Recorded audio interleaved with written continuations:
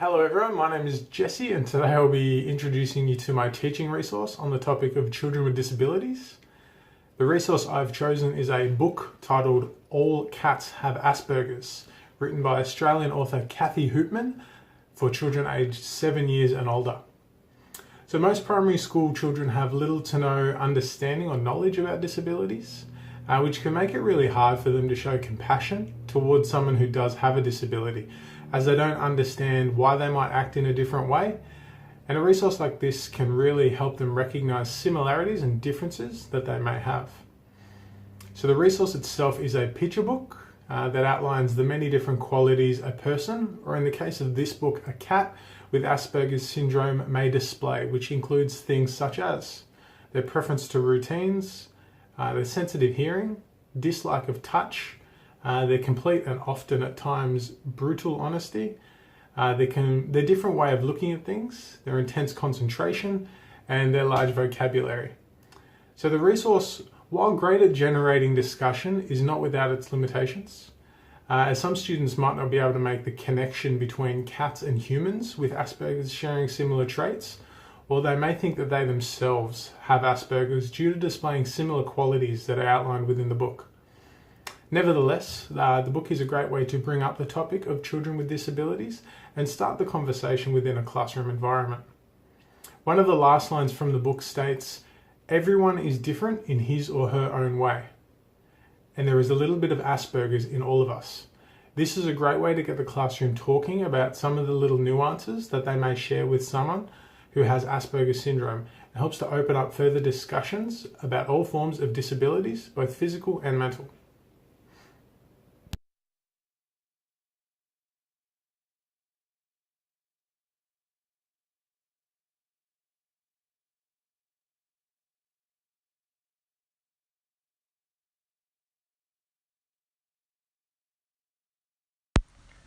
Hello everyone.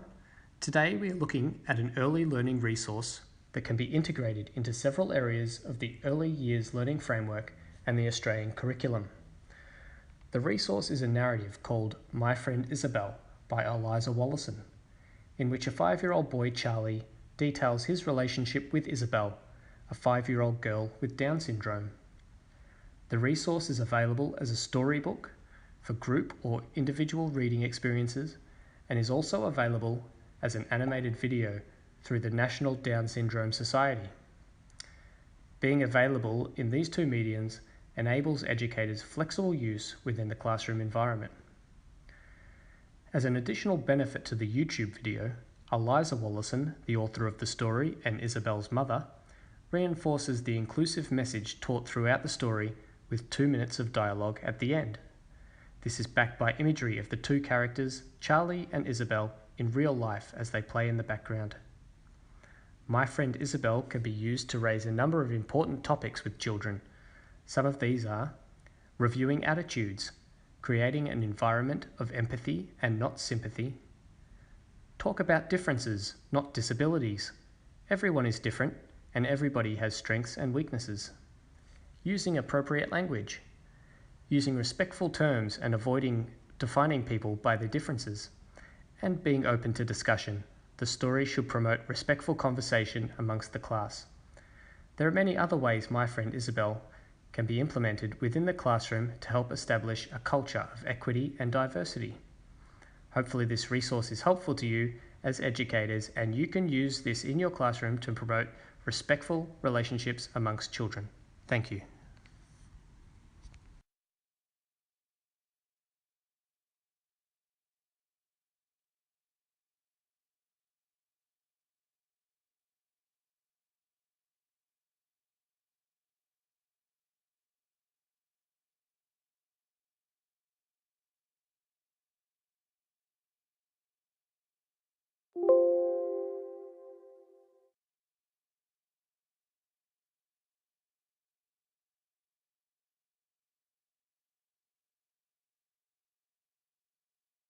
Hello everybody. For those who do not know me, my name is Max Thornton. As we all know, generating an inclusive classroom is a top priority for educators. This, however, can be quite challenging, especially when considering the diverse learning needs of students with disabilities.